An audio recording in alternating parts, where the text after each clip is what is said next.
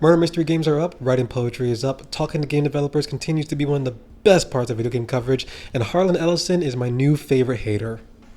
Welcome to Save File. I'm Wallace. I'm the person who runs the site Exalclaw.com, and this is my monthly check-in where I talk to you about what's been up on the site, how it's doing, and basically any number of things as I yap your ear off. It's also an opportunity for you to tell me how you've been doing as of late, how your June went, what you've been playing, reading, watching, whatever may have you in the comment section. So June was a bit of an odd month for me this time around. See, a lot of the stuff that actually ended up on my site got out bright and early in like the first 2 weeks of June because I had two fairly thick features that I needed to get out for other outlets. I'll talk a little bit about one of them later. The other one, it's going to be a surprise for pretty much everyone. What's actually on my website, exalclaw.com, is two stories about the story-rich showcase that came from the video game publisher Fellow Traveler. Now, if you've never heard of Fellow Traveler, as I just said, they're a video game publisher, but they have an explicit focus on narrative games, and they've been responsible for some of my favorite games period within the last couple of years, including 1000 Times Resist, my new favorite series Citizen Sleeper, Genesis Noir. I think they also did the recent what was the last one they just did?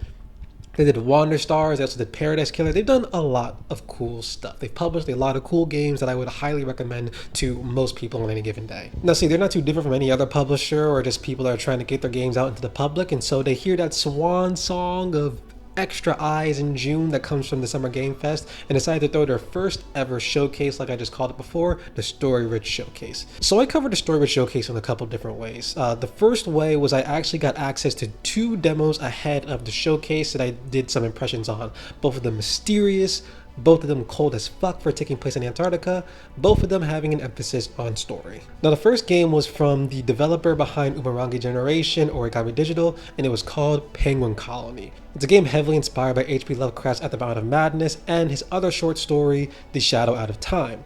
In this game you play as a penguin, or a number of penguins that you'll find out, that are waddling through the cold tundra and being the first witness to the mystery being unraveled by a bunch of Nazis that pulled up over there.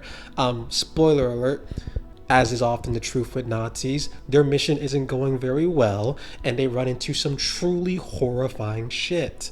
So keep an eye out for that. I think the demo is currently available at the moment on Steam, so check that out if you might want to see what might be coming up in the cosmic horror way of things in the indie space. The second demo for a game called Burn 9 is actually the debut title for a studio that calls itself 14 Hour Productions.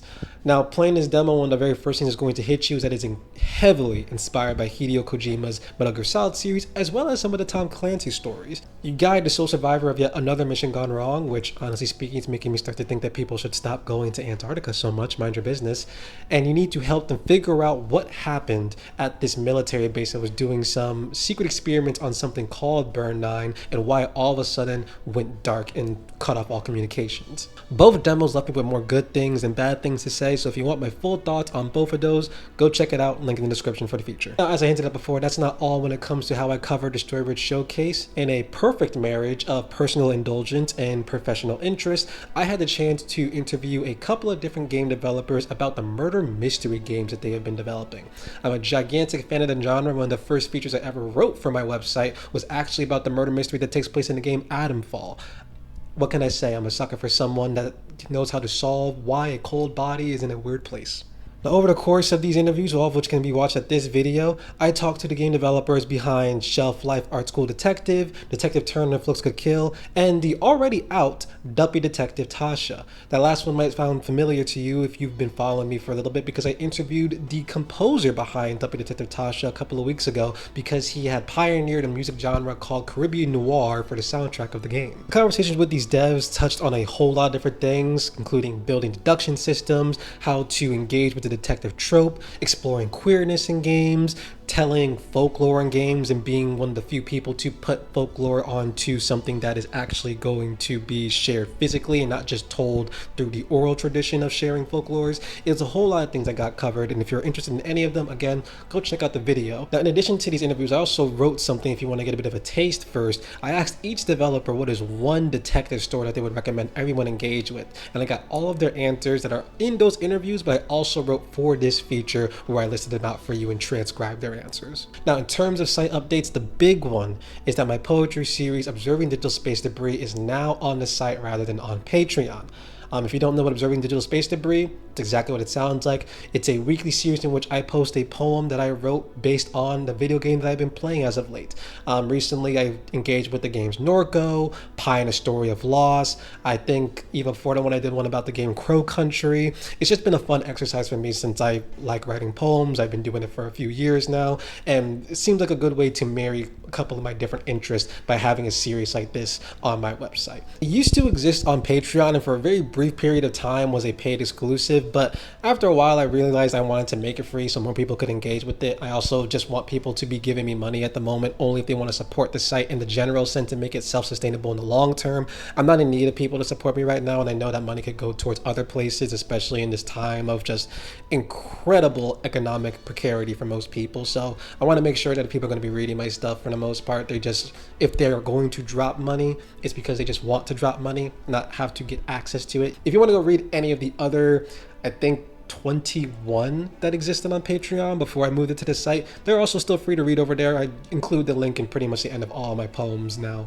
on the site. Another thing that I want to mention, ideally this is out by the time I publish this or soon after, I will have published my review of RDCworld's video game house series. This was the reward for getting 50 subscribers to the site's newsletter, and the newsletter being just making sure that any new post goes directly to your inbox. So we've crossed that. We're at something around 61 or 62, I think, maybe even 63, which is awesome. If you're someone who's been reading my stuff and actually subscribed to it, thank you, thank you, thank you. I really appreciate it. It's not only nice to know that people are invested enough in what I have to say next about a game or the people making them, that they're actually subscribed, but also a great excuse to rewatch this series because it really holds up. It's actually kind of wild at how well this holds up. Like, Mark Phillips and the whole RDCworld crew really understand their brand of humor and have honestly been doing that same brand of humor for years now, but just the only thing that's significantly changed, what I say, is the production quality. Clearly a group of people who have always known what they wanted to do and have just been doing the work to accumulate the resources to make it happen.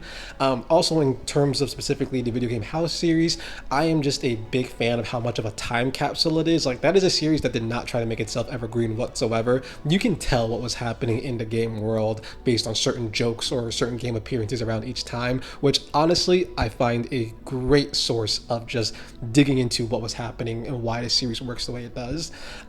So be on the lookout for that. If it's already out, I'll put it in the description, and if it's not, just be aware that it's coming soon. As well as that Paralyzed piece. I know I mentioned that Paralyzed piece in my last save file. It is not written yet. I want to play the game more. It's been a very busy month. I'm a dirty liar. Hopefully I'm less of a liar in a couple of weeks or months from now. It happened. There's no rush for that particular piece. I did want to get it out by now, but hey, needed to pivot on a couple of different things. I've had more stuff come in that is all good things, so we'll just be getting to that at some point eventually. And one last thing to bring it back to those two thick features that I mentioned, I recently had the chance to write about the game I Have No Mouth and I Must Scream for the site Retro XP, and what is, I think, my longest feature yet. It's over 3,000 words last time I counted it, and it was just so interesting to dive into that game. In that piece I talk about both the game and the short story, how the game adapted the short story in the ways in which I think what it gained and what it lost in that adaptation, as well as just a detour into Harlan Ellison as a person who, despite making this game, has zero respect for games. I cannot make this more clear. This man did not like video games, at least during the time he was alive. he thought very little of them. It's clear that his true passion was in reading and writing, and thought everyone should be reading and writing rather than watching or playing. But he decided to make this game anyway, and he made it frustrating as all hell to play. It's still doing a lot of cool stuff, but make no mistake, this is an intentionally frustrating experience. He purposely wanted to make it a frustrating experience, and it shows. Alright, that's pretty much it for today's save file. Thank you for watching. If you want to go check out anything that I mentioned out here, links will be in the description. Please, if you like this and just want to be clued into all of my video game coverage, leave a like, subscribe to either the YouTube channel and or the website itself. I promise not to blow up your inbox. I only send posts when something's been published to the site, and I don't publish super frequently. And please don't forget that if you want to share what you've been up to this past month, what games you've been playing, what books you've been reading, what movies and TV shows you've been watching, drop that in the comment section, start a conversation yourself. And keep your eyes on the site for the upcoming month. A lot of cool stuff coming this way. Another interview is in the works as well as another feature for a game that might have some thoughts from the game developer. Maybe not. I got to figure out how I want to coordinate that specific piece, but I got some stuff cooking up. Keep an eye out for all of it. That's it. Again, thanks for watching. Take care of yourself and your loved ones. Ciao.